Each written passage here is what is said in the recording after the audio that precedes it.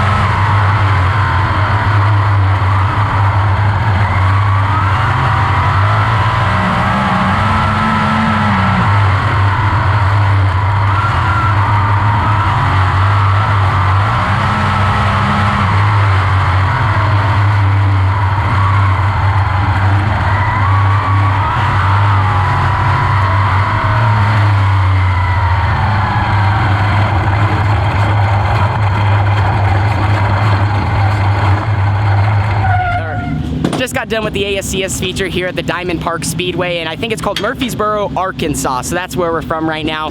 Got two fans that want to be in tonight's video. What's your name, buddy? Britton. Britton and? John. And where are you guys from? I'm from Kirby, Arkansas. Kirby, Arkansas, and? Bryan, Arkansas. Arkansas. So some Arkansas fans here tonight at the Diamond Park Speedway. Awesome meeting everyone, a packed house. They don't get sprint cars here often, so awesome to see us all come here and put on a show. Well, our 8 races in 10 days is officially over. We just finished tonight here at the Diamond Park Speedway. Started 12th or maybe 14th, I'm not sure. Possibly a car dropped off on the outside, but we passed a few cars and came home in the top 10 with the 10th place finish. Pretty much went green to checkered besides a few yellows there to start off, and that kind of actually screwed me. I got some really good starts, got actually inside to like 8th or 9th, and then just kept having to get put back and pass the same cars over and over again until the whole field finally went green without wrecking. You know, this week was definitely a challenge overall. Like we talked about, you know, mentally and physically tough. A lot of us are tired, you know, and it's funny, we talked to some of the national guys that have been doing it for a while, and they say if you want to do this lifestyle, you have to get used to being tired, miserable, exhausted, the heat and all of it, but as we say, we're living the dream. So it's just way different being out here on the road, and you know, we got a little bit of taste of what it's like this week. We're gonna load up though for the final time and head back 33 hours back to Oregon. It's gonna be so nice to get in our own shower, sleep in our own bed. I mean, obviously you have the motorhome, it's super awesome, but you know what I'm saying, just be back at home. As the Holmes family, we're all kind of real homely people. Gonna get the car pushed in, maybe meet a few fans here after the races, and then it's gonna be time to hit the road. So great to get in a top 10 tonight after kind of a rough Creek County and a rough I30, but got some very valuable laps, learned a lot, and when we head back home, we're definitely gonna be kicking some butt. This kid did an awesome job. Thanks, Dad. Yeah, it's been fun. Like I said, it was tough on all of us. Glad that, you know, we were able to make it through.